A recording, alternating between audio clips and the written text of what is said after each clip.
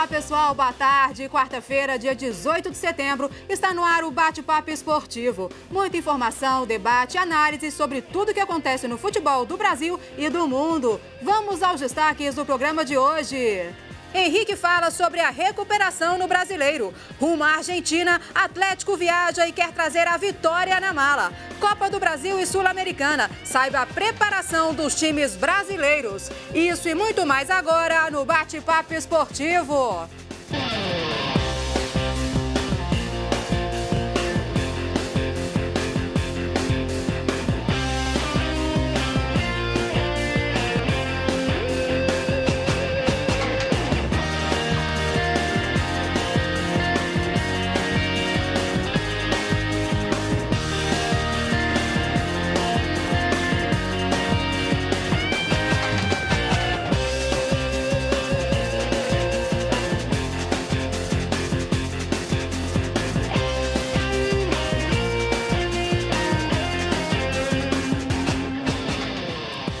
Bem-vindo ao nosso bate-papo esportivo. Participe com a gente desse bate-papo. Para fazer interação entre você de casa e a nossa turma de comentaristas, Renata Guglielmelli. Boa tarde, Renata. Boa tarde, Ana. Boa tarde a todos que nos assistem. Esperamos contar com a participação de todos vocês, hein? Mande a sua mensagem no nosso WhatsApp 984950038, 984950038 ou mande a sua mensagem pelas nossas redes sociais. Estamos ao vivo pelo Facebook e YouTube da TV Horizonte.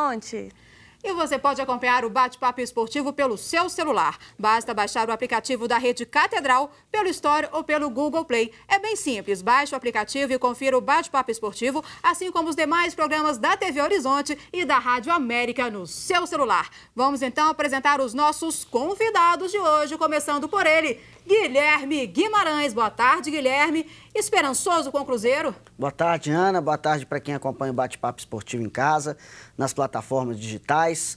Bom, Ana, a gente tem que ser pé no chão, né? O Cruzeiro tenta fazer aí nesse segundo turno do Campeonato Brasileiro uma retomada, um campeonato de recuperação. A missão é difícil, é inglória, tem pela frente o Flamengo, que é o líder do campeonato, é o time que tem o futebol mais vistoso até então do Brasil. Vai ser uma partida muito difícil. A gente vai analisar esse Cruzeiro no bloco do Cruzeiro daqui a pouco, mas já fica aí o recado, o torcedor celeste precisa apoiar o time, porque a partida vai ser difícil e a missão do Cruzeiro no segundo turno é fugir do rebaixamento. Pois é, também com a gente aqui hoje, Thiago Fernandes. Boa tarde, Thiago. Atlético se preparando para a Sul-Americana amanhã. Quais suas expectativas para esse jogo? Boa tarde, Ana, Guilherme, ao pessoal de casa que nos acompanha hoje. É muito parecido o discurso com que o Guilherme usou para falar do Cruzeiro. Eu acho que o torcedor do Galo tem que ter os pés no chão.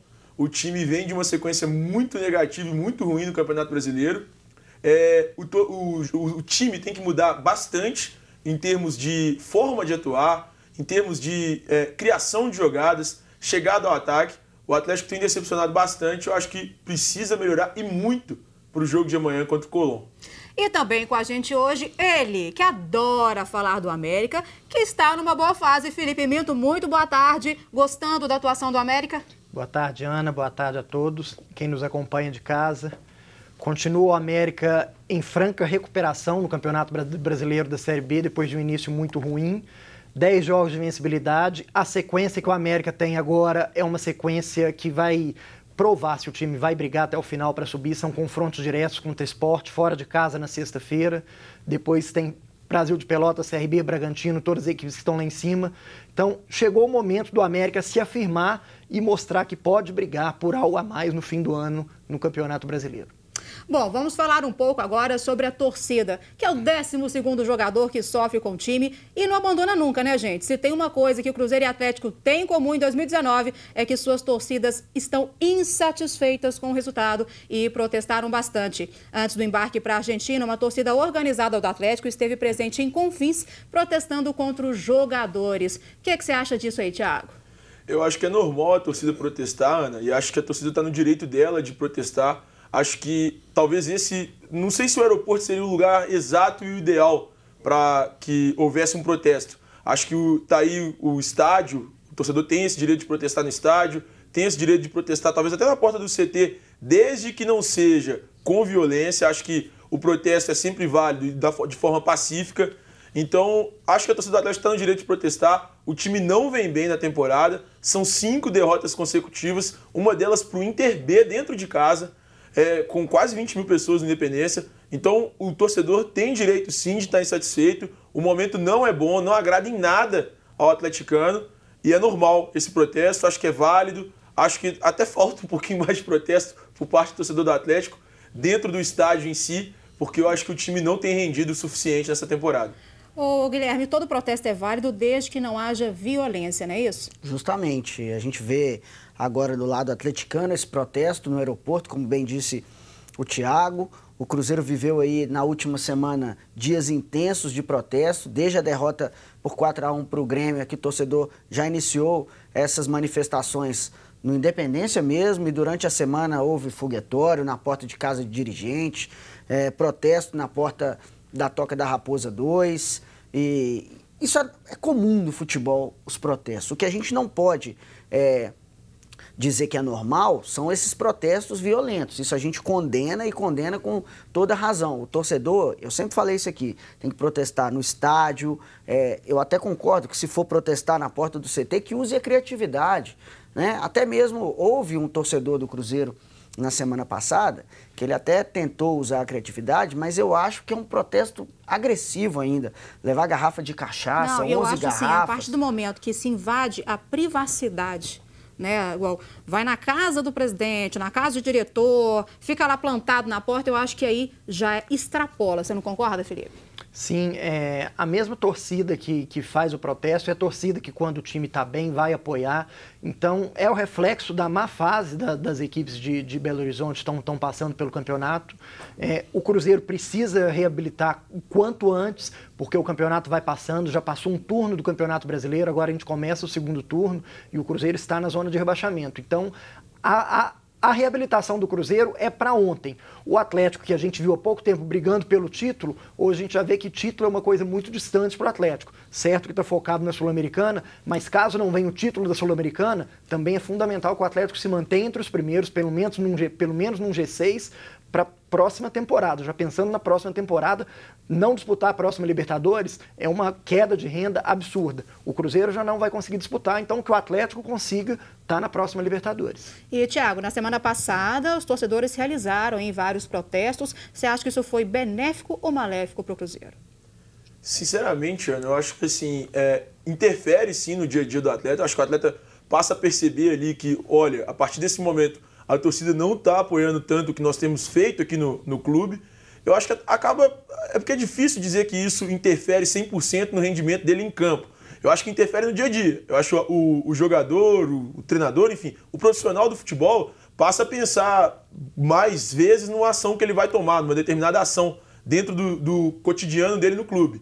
Mas não sei se isso interfere 100% como ele vai jogar, na forma como o atleta vai desempenhar o futebol dele. Mas acho que é válido, sim. Acho que é válido porque mostra a insatisfação da torcida. Isso demonstra que o torcedor não está satisfeito com o que está acontecendo no dia a dia do clube.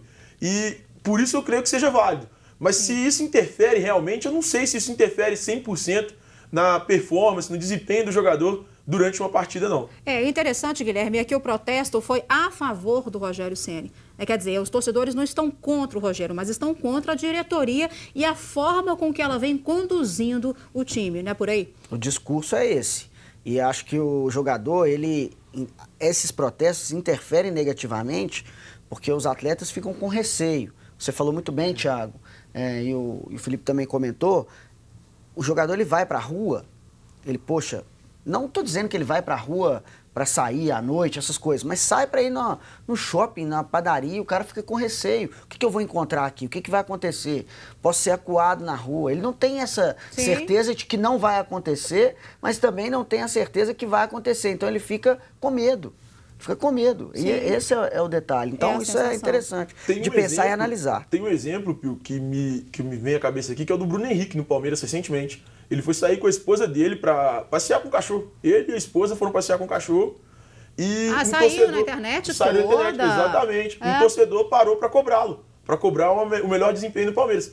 Não acho que aquele seja o momento ideal. Aquele é um momento que você invade totalmente a privacidade do atleta. Ele tá ali com a esposa, tá passeando com o cachorro dele. Ele é um ser humano como todos nós, que tem os momentos de privacidade. E a torcida, às vezes, confunde muito isso, né? O jogador tem que estar ali 100% da vida focado no futebol. Claro que é um trabalho como o outro também. Eu acho que falta esforço, falta desempenho de alguns deles. Mas não justifica pegados de surpresa nessas horas, né? Concordo plenamente. Acho que isso aí é o cúmulo. Você bem citou uma situação que me incomodou na semana passada, que foi o protesto na casa do Itair Machado e na casa do presidente Wagner Pires de Sá. Exatamente. Eu não acho que isso seja normal. Eu não acho que seja legal, na verdade. Porque ali você invade a privacidade do dirigente, por mais que suponhamos que ele tenha realmente cometido erros no Cruzeiro. Não pode, não cabe isso. Tem outra coisa, os dois moram em edifícios, né? Em condomínios. Sim, perfeito. E não é só o presidente, não é só o dirigente do Cruzeiro que está lá, tem os vizinhos. Os vizinhos têm a culpa de quê? Aí vão sair, vão ficar com medo, todo mundo lá na porta. Então é uma faca de dois gumes essa história de manifestação. O torcedor tem que ser criativo para manifestar, sem invadir a privacidade daquele que está sendo cobrado. E lembrando que a gente vive numa sociedade. É lógico, existe o direito do protesto, sim, mas você também não pode deixar o direito das outras pessoas invadir e ir contra o direito de outras pessoas que têm o direito também de se manterem na sua casa com tranquilidade e tudo mais. Sim, Felipe, até o América também chegou a fazer protestos esse ano contra a má fase e parece que de alguma forma deu uma acordada no time. Nesse caso foi bom, hein? Sim, depois de um início muito ruim, a torcida do América, claro, não tem o número de torcedores do Cruzeiro, do Atlético, é um protesto menor, mas a torcida, quando pode, também vai protestar com toda certeza. Eu concordo com tudo que foi dito, desde que seja um protesto pacífico, é válido. E claro, existe o protesto quando o desempenho é ruim. Se o desempenho tá bom, aí muito torcedor não interessa muito o que o atleta faz fora de campo. Quando o desempenho cai, tem muito torcedor que começa a buscar causas para essa queda de desempenho. Claro, sem violência, com protesto pacífico, mas tem que cobrar que Cruzeiro e Atlético precisam se explicar, porque pelo elenco que Cruzeiro e Atlético possuem, não pode estar nessa situação, tem que apresentar um melhor desempenho dentro de campo. Isso aí, então a gente vai para um rápido intervalo agora e voltamos falando tudo sobre o Cruzeiro. Não saia daí!